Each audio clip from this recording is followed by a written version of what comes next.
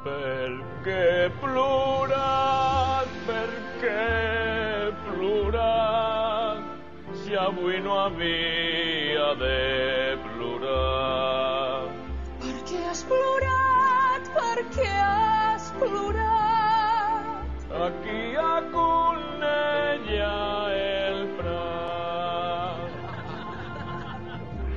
La directiva ja no em vol.